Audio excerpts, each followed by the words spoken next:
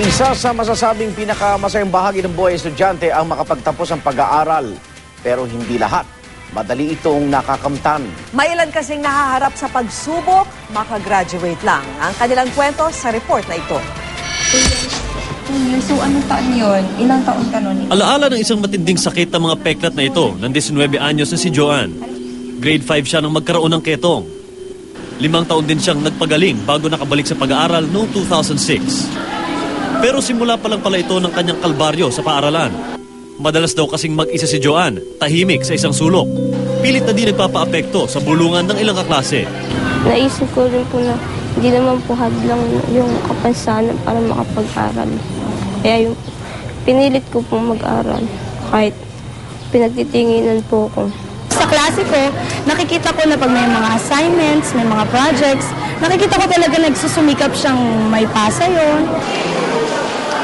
Hindi naman nasayang ang kanyang pagtitiis dahil sa wakas ay magtatapos na siya ng high school ngayong taon. Masaya kasi po sa haba po ng pagtitiis ko sa mga taong na nalalait tapos naiilang. Nakagawa ko pa rin pong makagraduate ngayong fourth year. Sa May Kawayan, Bulacan naman nakilala namin si Lizelle Salcedo. Araw-araw siyang namamangka sa maruming ilog para makapasok sa kolehiyo. Mahigit 30 minutos ang biyahe sa ilog. At para makatipid, nilalakad na lang niyan mula Pantalan hanggang sa eskwelahan. Masipag siya sa pag-aaral. Madaling araw pa lang, maaga na siyang pumapasok sa eskwela. Para di mabasa ang kanyang uniforme kapag umulan o di kay paghampas ng malalakas na alon. Sa eskwela na lang ito sinusuot ni Lizelle. Wala naman siyang inaaksayang oras sa biyahe. Dito na mismo siya sa bangka nagre-review. Dahil po sa 30 minutes, 40 minutes, kinukonsume ko na rin po yung time ko para magbasa po, mag-review. Kahit anong hirap, pagod, kailangan niyo po itong tapusin. Iba naman pagsubok ang napagtagumpayan ng 27 anyos na si Robert makagraduate lang. Kwento niya, ang pinakamalaking balakid sa kanyang pagtatapos, walang iba kundi ang kanyang sarili. 4 na beses na kasi siyang nagpalit ng kurso, kaya tumagal siya ng halos 10 taon sa kolehiyo.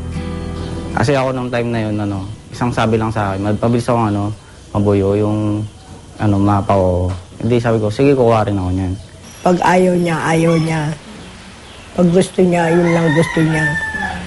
Kaya matagal niyang natapos ang pag-aaral niya. Bago ang kanyang kasalukuyang kurso, nag-aral muna siya ng marine transportation, computer technology, pati na caregiving.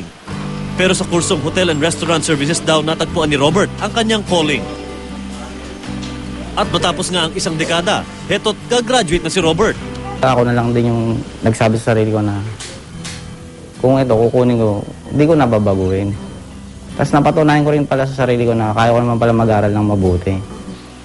Iba't ibang pagsubok at hadlang sa pagkamit ng diploma, pero sa huli napagtagumpayan ng masidhing pangarap na makapagtapos. Para sa Saksi, Mark Zambrano, nag-uulat.